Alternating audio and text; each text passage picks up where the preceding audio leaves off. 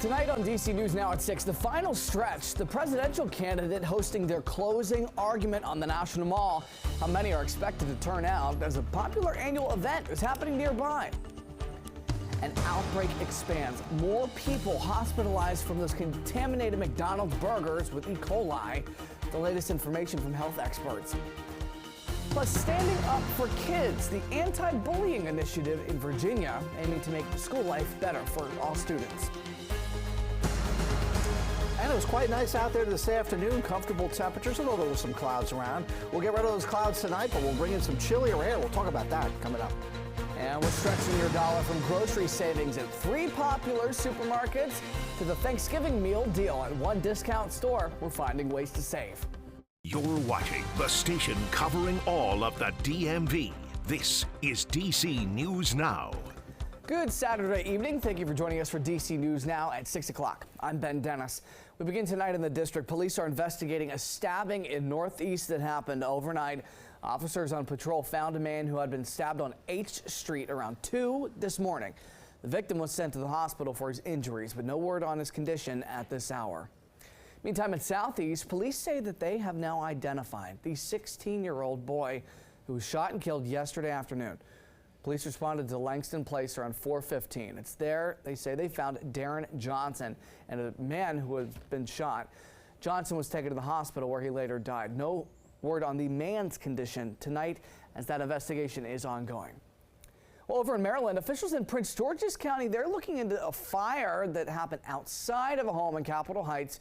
You can see the damage to the outdoor garage and shed. This is near the intersection of Earn and Vine Streets. Thankfully, officials say that nobody was hurt. Well, D.C. is preparing for another high-profile political event on the National Mall and just days before the presidential election. Vice President Kamala Harris is set to speak on the Ellipse that's just south of the White House Tuesday night. Right now, you can see the prep is underway. Tents and parts of the stage are being set up hours after the National Park Service approved an event permit just this morning. The Harris campaign originally predicted a crowd of 7,500 people for her closing argument speech, but the permit now says they expect 20,000. Last time a major political figure spoke on the Ellipse was then President Trump on January the 6th, 2021, before hundreds of his supporters stormed the U.S. Capitol building. All right, 6:02. Meteorologist Scott Sumner's back at it again. He's working the controls. Man, look at that beautiful backdrop. Yeah, it is beautiful. Not much work to deal with here. I mean, this whole month of October, Ben, has been pretty much quiet. Hey, I'm not going to complain too much, and I don't think you will either when you see days like this with a high of 71. The average should be 66 degrees, and the record high 82 set back in 1920. So that was the the high temperature. The current temperature is at 64, partly cloudy skies being seen still out there, although we'll see a breakup of that cloud coverage overnight tonight. And when you do see that after the sun sets, well, our temperatures will be sliding all the way through the 50s down into the lower 40s, if not at 40 here in the DC metro region. So yeah, a cool night ahead, but even chillier for Sunday night. We'll talk about that in a moment. Mostly quiet through the week and a little bit of a gradual warm up. If you don't like all the chill that we have here this weekend, don't wait too long. We'll see a little bit of a warm up, like I said, by the middle of the week. We'll talk about how warm coming up. All right, feels like fall. Thanks, Scott. Turning now to that deadly E. coli outbreak tied to McDonald's Quarter Pounders. It is growing. Health officials say at least 75 people are sick in 13 states. One person was killed. 22 people were hospitalized. The FDA says raw chopped onions on the burgers are likely the source. The onions are from a California farm, which has issued a voluntary recall. McDonald's confirmed the onions were sent to 1 distribution point and used in restaurants involved in the outbreak, mostly in the Midwest. Well, more fallout for Ann Pizza after it created a controversial dessert referencing late D.C. Mayor Marion Barry and that drug scandal in 1990. Even though the CEO apologized days after the dessert marketing ad, protesters gathered outside the store's U Street location just yesterday. And Pizza sparked outrage after promoting Marion Barry Knots, a dessert covered in powdered sugar, making several references to drug abuse. The pizza chain pulled them off the menu after receiving intense backlash from activists in the community.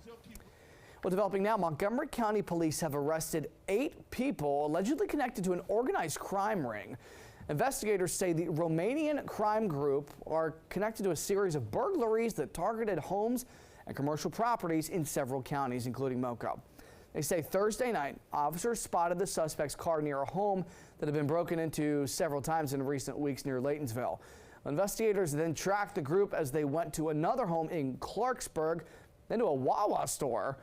That's where police finally arrested the crew. They face multiple burglary-related crimes. All right, now to a candlelight vigil in D.C. to remember 25-year-old China Crawford, who was last seen 1 year ago on Capitol Street in Southwest. Since then, a woman, LaShawn Washington, has been charged with her kidnapping and murder.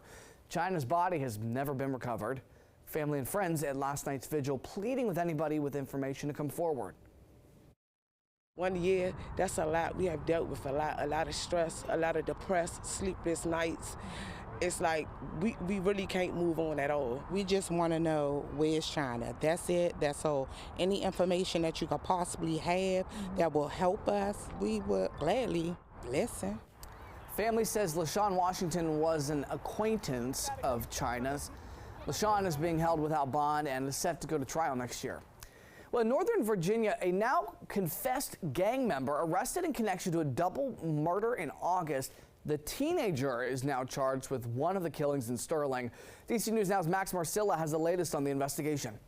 This arrest sends a strong message that violence in Loudoun County will not be tolerated. At a Friday news conference, Loudoun County Sheriff Mike Chapman announcing a major arrest. 18-year-old Marlene Medrano Ortiz, who Chapman says self-identified as an MS-13 gang member, is charged with second-degree murder and a double homicide that happened in late August. It left 22-year-olds Mijael Conero Romero and Diego Alexander Willette dead. It was nearly 2 months ago, right here in this Sterling parking lot, where detectives were gathering evidence, trying to piece together exactly what happened. Now, Sheriff Chapman and Commonwealth's Attorney Anderson say they do know what happened and that will come out in court. But as for what they told us today, well, all they said was it was an altercation that led up to the double killings. We don't know what started it, we don't know what escalated it, and we don't know if the two parties knew each other. The motive behind the murder that we just made the arrest for, we're still working on that. We have to, it's an ongoing investigation. There's very little that we can say. Another question unanswered. Why Medrano Ortiz is only charged with one count of second-degree murder when this has been investigated as a double homicide.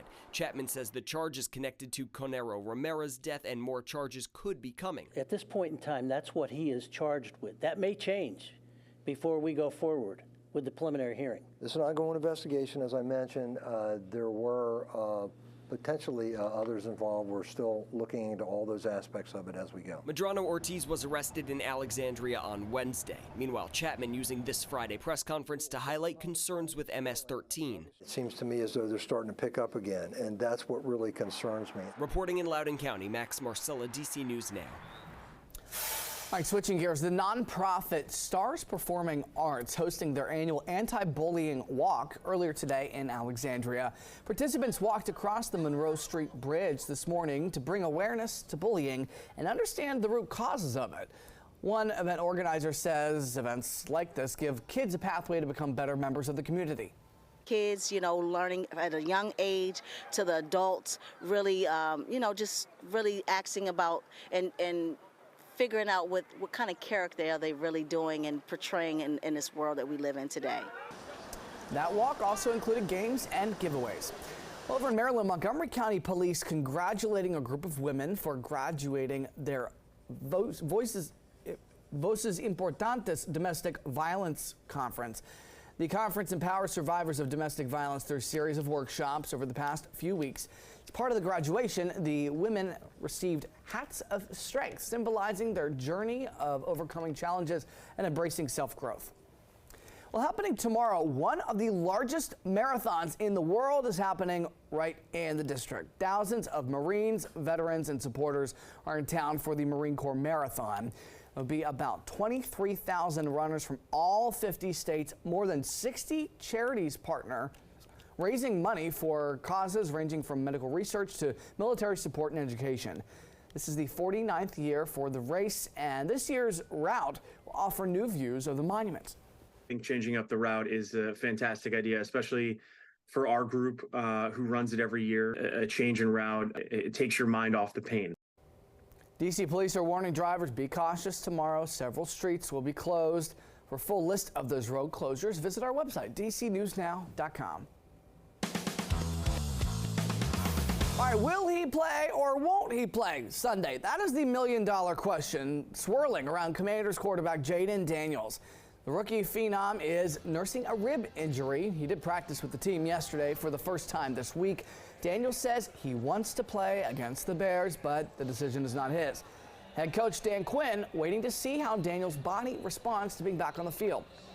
Really pushed it today, and playing quarterback, the movements, the skills, and also specific to the game plan, you know, going through the whole thing, you know, all parts of the field. So we're really following that process, and we'll let our eyes, you know, decide how he responds over the next 48 hours. That'll guide us. Our Brandy Flores joins us later in the show with more on tomorrow's matchup.